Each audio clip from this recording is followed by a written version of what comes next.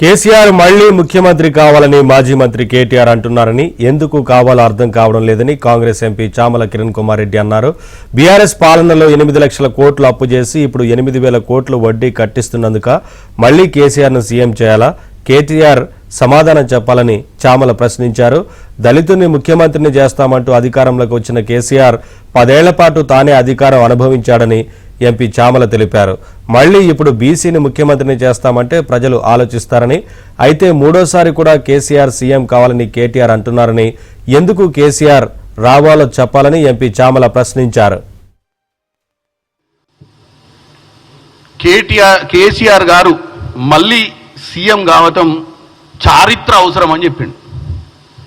వాళ్ళిద్దరిని గుర్తు తెచ్చుకున్నాం, ఎందుకంటే గతంలో వాళ్ళని ఎన్నోసార్లు తిట్టిర్రు అవసరానికి. మళ్ళీ నిన్న వాళ్ళ నాయనని పొగుడుకోనికే వాళ్ళిద్దరిని బేస్ తీసుకొని, సరే ఒక ఆయన హైటెక్ సిటీ కట్టినందుకు చరిత్రలో మిగిలిపోయిండు, ఒక ఆయన ఆరోగ్యశ్రీ తెచ్చినందుకు చరిత్రలో మిగిలి, మరి మీ నాయన ఎందుకు చరిత్రలో మిగాలనో నాకు అర్థం కాదు. కాళేశ్వరం కట్టినందుక 8 లక్షల కోట్లు అప్పు చేసి నెలకు 8,000 కోట్లు వడ్డీ కట్టిస్తున్నందుక? దేనికి కేసీఆర్ గారు చరిత్రలో మిగిలాలి? మళ్ళీ అంత అర్జెంటుగా ఆయన ముఖ్యమంత్రి అవసరం దేనికో కూడా చెప్పాలి. ఇలా అర్జెంటుగా రాష్ట్ర ప్రజలు దురదృష్టవంతులు, ఎందుకంటే మీకు ఓటేయలేదు కాబట్టి. ఇప్పుడు అర్జెంటుగా కేసీఆర్ గారు అవసరం ఉంది, కేసీఆర్ గారిని ఇమీడియట్గా ముఖ్యమంత్రి అంటే ఒప్పుకోదు కదా రాజ్యాంగం, ఎన్నికలు కావాలి కదా. మళ్ళా ఇప్పుడు అర్జెంటుగా వచ్చి ఏం చేయాలి? ఆల్రెడీ దోసుకునేది సరిపోలేదా అంటే ఇంకా టార్గెట్ మిస్ అయ్యిరా? ఇంకా టార్గెట్ మిస్ అయ్యి ఇంకా కూడా మిగులు రాష్ట్రంగా ఉన్న రాష్ట్రాన్ని నీళ్లు నిధులు నియామకాల నినాదంతో తుంగలోకి తొక్కి మళ్ళా మమ్మల్ని అధికారంలోకి తీసుకురమ్మని అడగడానికి తుపాకి రాముడు గారికి ఏంది నీ బాధ ఏంది నాకు అర్థం కావట్లేదు.